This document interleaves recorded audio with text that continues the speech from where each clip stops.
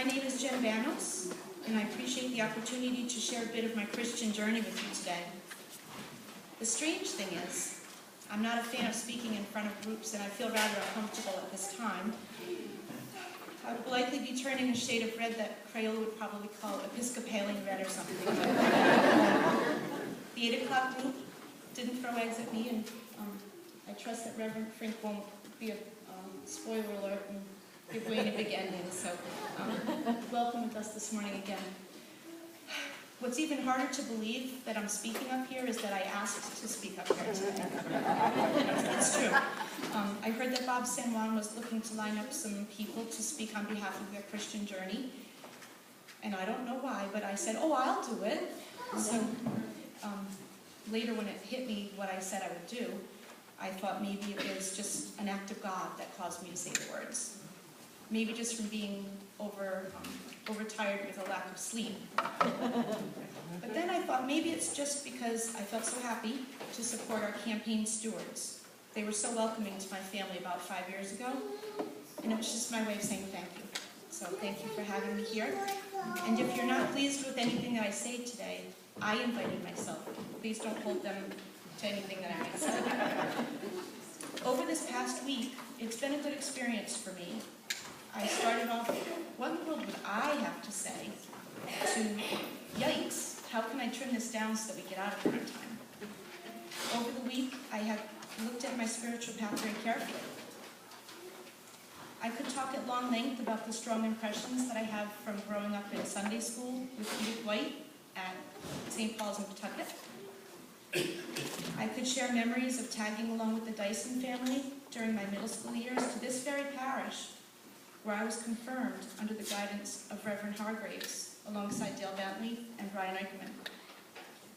I recall time at ECC with Carol Frink.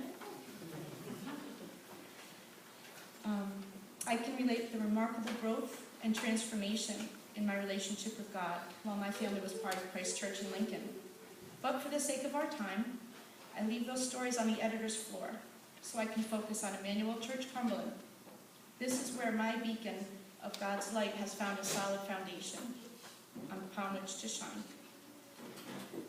Well, there's a reality to a parish being in need to be financially healthy.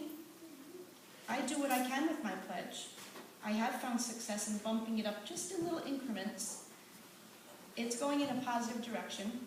I'm not quite there yet, but I'm heading that in a good direction.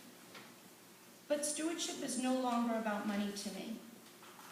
When I hear the word stewardship, the first word I think of is people, not money. One definition I found referred to stewardship as the careful and responsible management of something entrusted to one's care. Could that something be God's love? Could it be that simple? While we live different lives outside of church, we gather here to share our common bond as Christians on this journey. It's a complicated one, and the only way to move along it is to get through each challenge and crisis, hopefully with enough period of rest and calmness to sustain us. It is simply my faith, my relationship with God, along with the support of family and friends like you, that have seen me through the difficult times that I've experienced in my life.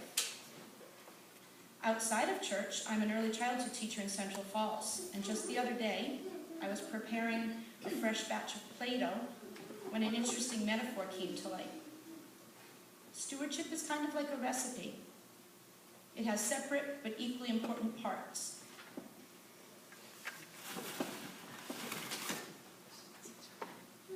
It has a solid part,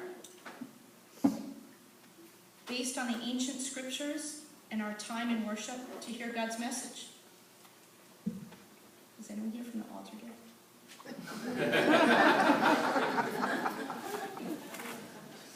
I think this is on Facebook. I think I'm in trouble. It has a liquid part, where we put a modest 40 minutes of time aside to dive deeper into the scripture, or spend time during the week in other ways, learning and studying God's love. Like the oil and water in this jar, we may not always agree or interpret things the same way, but we're in it together. Then there's the third part.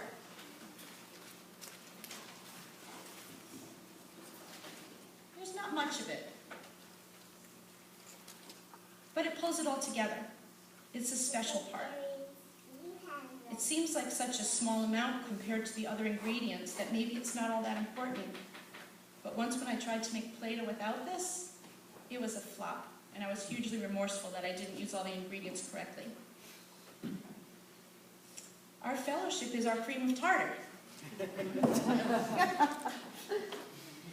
Breaking bread together, falling into conversation, joining formation, attending a parish picnic, helping to stuff a catering truck with food and clothing, serving food to those who may not have another decent meal for days to come, writing an old-fashioned personal note to someone who's feeling down, tending to the community garden, painting kids' faces at the Pentecost party, attending a movie theatrical production of Fisherman's Follies. Last month.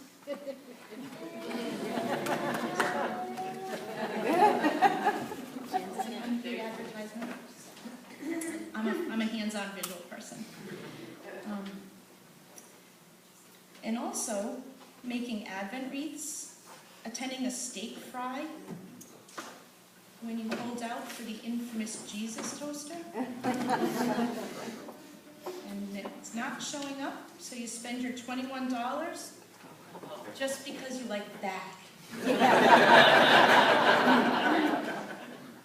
There was something inside that was actually quite nice. I didn't get bloopered like some other folks, but the bag by itself was worth the $21. Fellowship opportunities at this place are plentiful. There are 3 parts. They're all important on their own, but so awesome when they blend together to complete the recipe. Maybe the recipe could be called faith.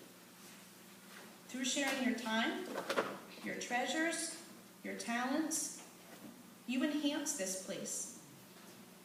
You do what you can with your money. It's a personal decision that each family has to make.